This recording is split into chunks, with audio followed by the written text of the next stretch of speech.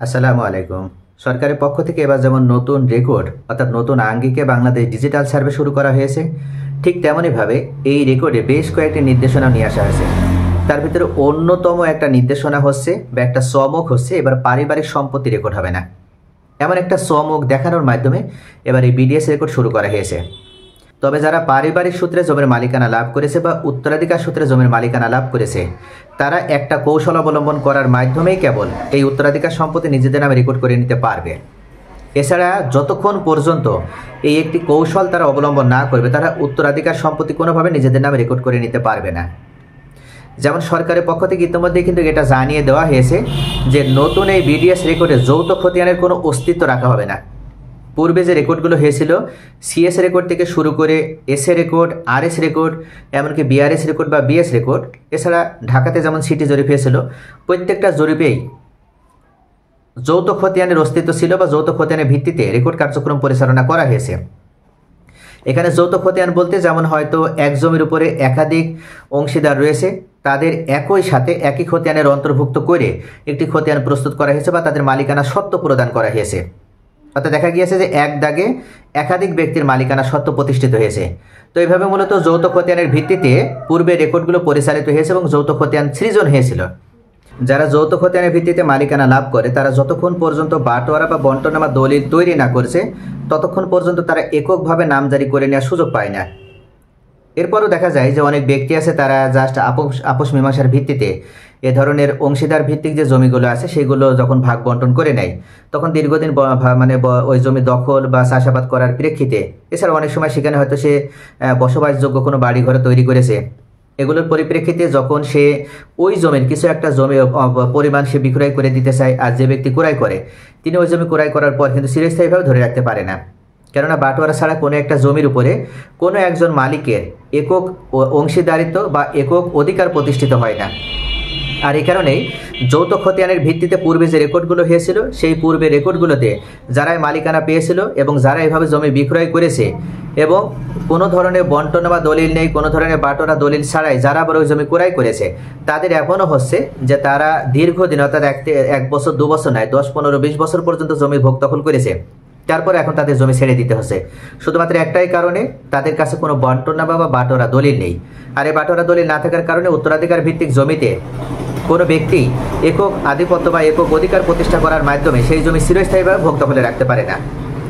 আর এখান থেকেই বর্তমান বাংলাদেশে যে দেওয়ানি মামলাগুলো পরিচালিত হচ্ছে, এই দেওয়ানি মামলাগুলোর 75% মামলারই উৎপত্তি হয় শুধুমাত্র এই ওয়ারিশান বা যৌথ খতিয়ানের ভিত্তিতে মালিকানা প্রাপ্ত জমি থেকে।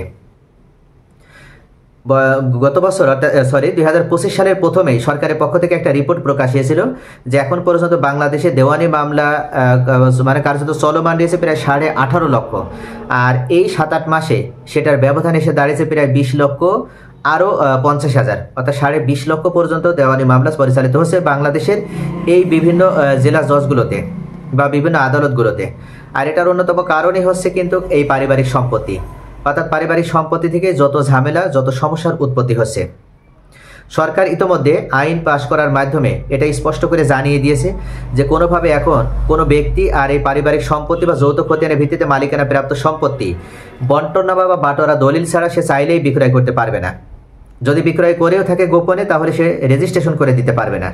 আর যদি কোনো সাব রেজিস্ট্রার মহোদয় অন্যায়মূলকভাবে বাটোয়ারা দলিল ছাড়াই যদি এই এককভাবে তিনি বিক্রি করেছে যৌথ খতিয়ানের কোনো সম্পত্তি, তাহলে সে যখন রেজিস্ট্রেশন করে দিতে যাবে আর অন্য কোনো ওয়ারিশের উপস্থিত ছাড়া বা অন্য কোনো ওয়ারিশের সাক্ষী ছাড়া বা অন্য কোনো ওয়ারিশের উপস্থিত নিশ্চিত না করে সে যদি ওই সম্পত্তি কোনো ধরনের দুর্নীতি করার মাধ্যমে সাব রেজিস্ট্রারের মাধ্যমে রেজিস্ট্রেশন করে নেয়, তাহলে উক্ত সাব রেজিস্ট্রারকেও এখন আইনের মাধ্যমে শাস্তির আওতায় নিয়ে আসা হচ্ছে। এটার অন্যতম কারণ হচ্ছে সরকার চাচ্ছে যে কোনো ভূমি মালিক যেন পরবর্তীতে জমির মালিকানা লাভ করার পর কোনো ধরনের হয়রানির ভিতরে না পড়ে, কোনো ধরনের ভোগান্তিতে যেন তাকে না পড়তে হয়। কেননা ওয়ারিশান সম্পত্তি বা যৌথ খতিয়ানের সম্পত্তি মানেই কিন্তু বাড়তি একটা ভোগান্তি। যদি ওয়ারিশেরা সকলে সম্মিলিতভাবে বন্টনা বা বাটোয়ারা দলিল তৈরি করে নেয়, তাহলে ইন ফিউচারে তাদের কখনো কোনো ধরনের কোনো সমস্যার ভিতরে পড়তে হবে না বা কোনো ধরনের সমস্যা তাদের সামনেও আসবে না। এখানে অন্যতম আরেকটা কারণের কথা বলা হচ্ছে সরকারের পক্ষ থেকে, সেটা হচ্ছে অনেক সময় দেখা যায় যে অনেক ভাইয়েরা আছে তাদের বোনদেরকে ফাঁকি দিয়ে এই পারিবারিক সম্পত্তি নিজেদের নামে রেকর্ড করে নেয়।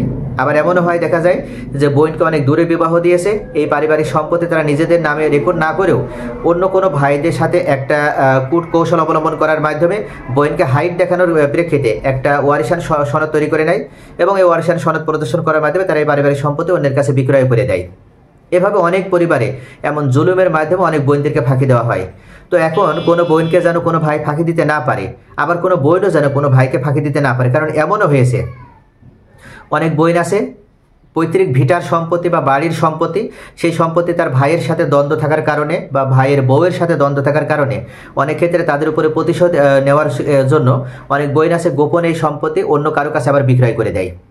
এভাবেও যেন কোনো বোন কোনো ভাইকে কষ্ট দিতে না পারে, ঠকাতে না পারে, যার কারণে যৌথ খতিয়ানের ভিত্তিতে যে সম্পত্তিগুলো, এই সম্পত্তি এখন বন্টনামা দলিল বাধ্যতামূলক করা হয়েছে এবং বন্টনামা দলিল থাকলে তখন সে তার ইচ্ছা অনুযায়ী স্বাধীনতা পাবে এবং সে চাইলেই সে নিজ ইচ্ছা অনুযায়ী যে কারো কাছে ওই সম্পত্তি বিক্রয় করতে পারবে।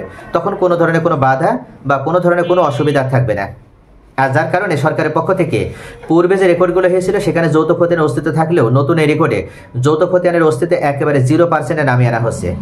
ইতিমধ্যে জানিয়ে দেওয়া হয়েছে যে যারা পারিবারিক দিক থেকে সম্পত্তির মালিকানা লাভ করেছে, পরবর্তীতে যখন নতুন বিডিএস রেকর্ড তার এলাকাতে যাবে তখন ওই পৈতৃক দিক থেকে পাওয়া সম্পত্তি বা মায়ের দিক থেকে পাওয়া সম্পত্তি বা যেভাবেই হোক, তারা যদি উত্তরাধিকার দিক থেকে সকলে মিলে ওই সম্পত্তির মালিকানা পেয়ে থাকে, তাহলে সকলের অংশীদারিত্বের ভিত্তিতে বা একটা খতিয়ানে সকলেই মালিক হবে এবং সেখানে তাদের হিস্সা বসানো থাকবে, দাগ নাম্বার বসানো থাকবে, জমি শ্রেণী জমির পরিমাণ বসানো থাকবে।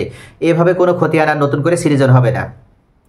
এখানে খতিয়ান তৈরি হবে শুধুমাত্র একজন মালিক থাকবে খতিয়ানে এবং একটি দাগ নাম্বার তৈরি হবে এবং ওই খতিয়ানে তার অংশও থাকবে 1000। অর্থাৎ একজন মালিক, একটি মাত্র খতিয়ান, একটি মাত্র দাগ। এইভাবে মূলত বিডিএস রেকর্ডটি পরিচালিত হবে। আরও একটি বিষয় উল্লেখ্য, সেটা হচ্ছে অনেক সময় দেখা যায় যে এই যৌথ খতিয়ান ভেঙে যখন একক খতিয়ানের কেউ একটু প্রবেশ করতে চায়, তখন বাংলাদেশে এখন যেমন বন্টনামা দলিল বাধ্যতামূলক করা হয়েছে, যার কারণে দেখা যাচ্ছে যে অনেক ওয়ারিশ আছে বা অনেক পরিবার আছে, অর্থাৎ প্রায় 70 থেকে 80% পরিবার আছে, তারা সাধারণত বন্টনামা বা বাটোয়ারা দলিল তৈরি করতে ততটা সকলে সম্মিলিতভাবে তারা ঐক্যবদ্ধভাবে কিন্তু এই সিদ্ধান্তে আসতে পারে না। অনেক সময় দেখা যায় অনেক ভাই প্রবাসে আছে বা চাকরি সূত্রে অন্য কোনো জেলাতে থাকে বা ব্যবসা সূত্রে অন্য কোনো জেলাতে থাকে। এই সকল কারণে কিন্তু সকল ভাই বা বোনেরা এক জায়গায় হয়ে যে বন্টন বা বাটোয়ারা দলিল তৈরি করবে, এটা কিন্তু তাদের আর হয়ে ওঠে না। আর যার কারণে সরকার বড় আকারে একটা রাজস্ব থেকে বঞ্চিত হচ্ছে এবং এককভাবে জমির মালিকানা লাভ করতে না পারার কারণে অনেক ব্যক্তি আছে তার প্রয়োজন সাপেক্ষে, অর্থাৎ তার এখন প্রয়োজন কিন্তু তারপরে সে জমিটা বিক্রয় করতে পারছে না। আর ভবিষ্যতে যেন কোনো ধরনের ভূমি মালিককে এমন সমস্যার ভিতরে আর পড়তে না হয়, এটা নিশ্চিত করার জন্যই সরকারের পক্ষ থেকে এবার এই যৌথ খতিয়ানের সম্পূর্ণভাবে বাতিল করে দেওয়া হয়েছে এবং যৌথ খতিয়ানের জায়গায় এখন একক খতিয়ান প্রস্তুত করা হয়েছে এবং এক খতিয়ানে একজন মালিক, একটি মাত্র দাগ এবং খতিয়ানও হবে একটি। তবে পিতা যদি একটা দাগ রেখে যায় আর ওই এক দাগের উপরে যদি 60 জন অংশীদারের অংশ তৈরি হয়, তাহলে মনে রাখবেন যে 60 জনের জন্য ওই এক দাগ ভেঙে 60টে দাগ তৈরি করা হবে। অর্থাৎ দাগ নাম্বার যদি 100 হয় তাহলে 60টে দাগ ভেঙে তখন হবে 101টা, 101, 102, 103, এভাবে 60টে দাগ সেখানে তৈরি হয়ে যাবে। আর একটা বিষয় এখানে আছে যার কারণে সরকারের পক্ষ থেকে মূলত এই মুহূর্তে যৌথ খতিয়ান বাতিল করে দেওয়া হয়েছে, সেটা হচ্ছে এই যে নামজারি। এই নামজারি করার ক্ষেত্রেও কিন্তু যখন যৌথ খতিয়ানের ভিত্তিতে কোনো ব্যক্তি মালিকানা পেয়ে থাকে, তখন দেখা যায় যে সে যে জমিটা স্থায়ীভাবে দখল করার উদ্দেশ্যে বা স্থায়ীভাবে মালিকানা লাভ করার উদ্দেশ্যে জমিটা ক্রয় করেছিল, সেই জমি কিন্তু যে ব্যক্তি বিক্রয় করেছে সে এককভাবে শুধুমাত্র ওই জমিটা সম্পূর্ণ তার অংশ না থাকার কারণে সে কিছু পরিমাণ অংশ অন্য কোনো দাগগুলো রেফারেন্স দেওয়ার মাধ্যমে ওই দলিল সে প্রস্তুত করে দেয়।